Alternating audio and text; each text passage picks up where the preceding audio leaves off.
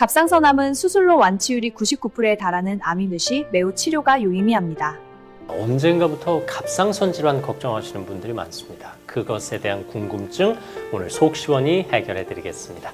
한양대 명지병원 내분비내과 이재욱 교수와 함께합니다. 어서 오십시오. 네, 안녕하세요. 어떻게 딱히 예방할 수 있는 방법이 있을까 싶네요. 네, 이것도 예방하기는 좀 어려운데 두 가지 질환은 대표적으로 가족력의 갑상선 질환, 기능 질환을 가지고 있는 분들은 검진을 해야 돼요. 정기적으로. 그래서 정기적인 검진을 통해 가지고 1년에 한 번씩은 체크업을 해주고, 증상이 조금이라도, 이런 갑상선 기능 이상에 대한 증상을 설명드렸잖아요. 증상이 조금이라도 내가 의심이 되거나 지속되면 한 번씩 꼭 확인을 받아보고, 특히나 20대, 50대 많이 생긴다고 그랬잖아요. 그 연령대는 꼭 스크린을 해보시고, 또 내가 부모로서 질환 치료받고 있으면 자녀들을 정기 검진 시켜주시면 좋을 것 같아요.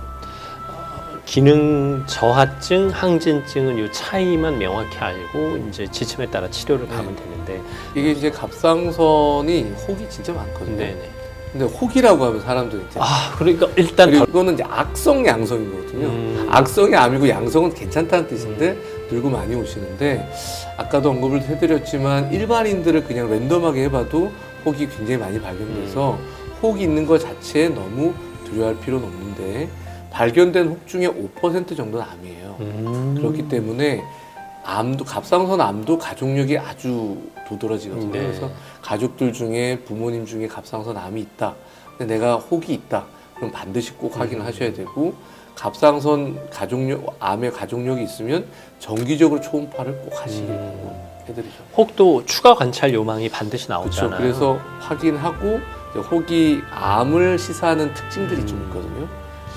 혹은 이제 색깔이 다양하게 있는데 초음파상에서 까맣거나 아주 맹글맹글하게 예쁘지 않고 울퉁불퉁하게 생긴 혹이라든지, 혹이 접시 모양 같지 않고 빼빼로 같이 길쭉하게 이렇게 아래 위로 길쭉한 혹들이 있어요. 이런 혹들, 그리고 혹에 돌가루가 섞여 있는 혹들, 이게 대표적인 암을 시사하는 혹인데, 그런 혹들을 선생님들이 아마 보시면 더 경각을 주실 거예요. 빨리 진료 보라고. 그래서 그럴 때는 조직 검사를 꼭 해보시고, 조직 검사는 이렇게 세침 검사라고 해서 바늘로 찔러서 하는 검사라서 어렵지 않거든요. 그래서 해보시고 진단을, 암을 받으시면 치료하셔야 되고, 그런 검사를 했는데 암이 아니었다.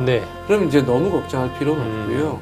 정기 검진을 통해 가지고 또 이 혹이 어떻게 자라고 있는지, 변화가 될지를 1년에 한 번씩 검진하시는 거예요. 지난 검진 때보다 커졌다. 크기가 커졌지만 혹 자체의 캐릭터나 모양이 너무 괜찮은 혹이다. 그러면 그것도 괜찮아요. 10년째 크게 변화가 없다. 그럼 놔둬야죠. 진짜 걱정 없는 그렇죠. 거죠. 놔둬야죠.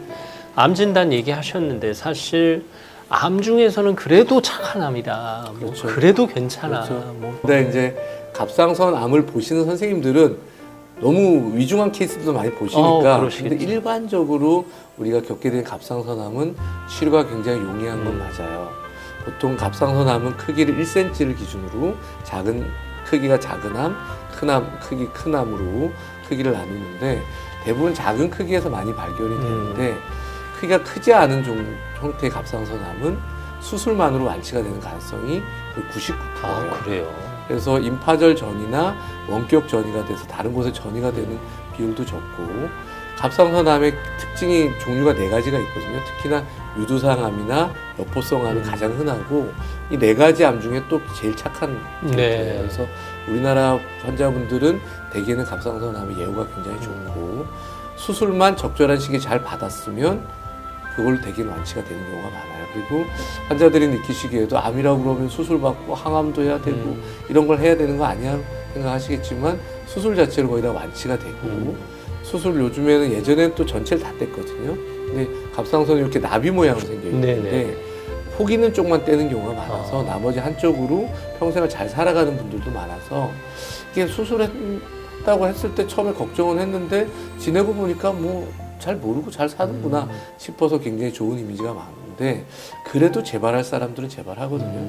그래서 크기가 너무 컸다든지, 처음 진단했을 때 임파선 전이가 있었다든지 하는 경우는 쭉 경과 관찰을 해야 되고, 워낙 천천히 자라는 암이다 보니까 보통 암은 5년 동안 재발이 없으면 병원에서 이제 졸업하세요. 완치 합니다. 판정을. 갑상선암은 10년까지 들어갑니다. 그렇구나. 그래서 10년 뒤에 재발률을 평가해요.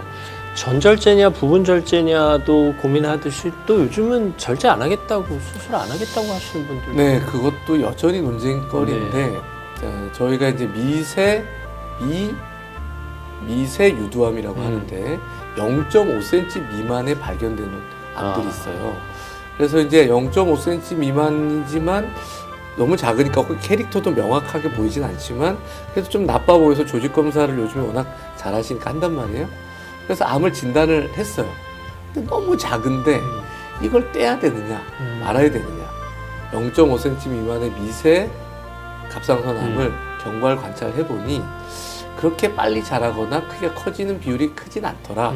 그래서 고령이거나 또는 수술 위험 부담이 있는 분들은 그냥 경과 관찰하면서 보기도 하는데 워낙 또 일찍 발견되는 분들이 많고 젊은 나이에 발견되는 분들이 많아서 이게 20년을 팔로우업을 하고 30년을 경과를 봐야 되잖아요. 그냥 수술하시라고 공부하기도 합니다. 그래서 그거는 이제 환자의 건강 상태나 동반질환 상태에 따라서 결정하시면 되는데 수술을 너무 부담스러워 하신 분들은 안 하고 지켜보기도 해요. 제 주변에도 절제한 친구들이 꽤 돼요. 5명 이상 되는데 뭐 다들 아무 문제 없이 잘 살고 있는데 그렇죠. 일단 평생 약은 먹는 거죠. 근데 이제 부분 절제를 하면 약을 안 먹는 게 요즘 트렌드고요. 약을 뭐 반알 먹는다 이런 개념도 아니고. 그러니까 갑상선이 이렇게 나비 모양으로 딱 반을 절제하거든요. 이 반이 어떤 상태인지가 중요해요. 기능을 제대로 하면. 그래서 병이 하나만 있지 않잖아요. 하시모토 갑상선염이 있는데 거기 암이 생겼어요. 그럼 수술을 했잖아요. 나머지 갑상선은 남겨놨지만 이게 정상이 아닌 거예요. 그러면 수술 안 해도 기능 저하증이 될 사람들은 또 먹어야 되겠죠. 근데 갑상선 자체 정상적인 기능을 잘 가지고 있는데 혹만 딱 생겨 수술했다. 나머지 반이 대부분 정상적인 일을 잘 하기 때문에 그런 경우는 약을 끊고 지내는 분들 필요함이 좀 있어요. 그래서 그런 적은 수치에도 예민하신 분이 있어서 본인이 그런 거가 조금 힘들어서 그렇게 빠지지 않도록. 그것도 개인 차이가 있는 개인 차이가 꽤 거군요. 커요. 앞서 말씀하신 기능 저하증, 기능 항진증도 암으로 갈 가능성이. 그러니까 기능 질환과 혹은 별개의 문제. 물론 혹이 호르몬에 영향을 주는 혹들도 드물게 있어요. 우리나라는 대부분의 기능 항진증은 그레이브스 병인 자가면역성 질환으로 생기고 기능 저하증은 대부분이 하시모토인데 노인들에서 기능 항진증이 생겼는데 그런 경우는 혹에서 호르몬을 많이 분비하는 혹이 생기기도 해요. 이런 걸 독성 결절이라고 하는데 혹 자체가 예를 들어 뭐 우리 별 같은 태양같이 스스로 막 호르몬을 과다하게 분비하는 혹이 생겨서 기능 항진증이 생기기도 하거든요. 그런 건 고령에 특히 좀 많아서 그런 경우는 좀 혹을 제거하는 수술을 해야 되겠죠. 그렇지만 그걸 제외하고는 별개의 문제입니다. 하시모토 갑상선염이 없는 사람과 있는 사람의 암 발병률이 크게 차이가 나잖아요. 그래서 뭐 일반 사람이 생기는 가능성과 동일합니다. 암이 전이 되면 주로 임파선으로 전이 돼요. 처음에 요 목 주변에 임파선으로도 되고요.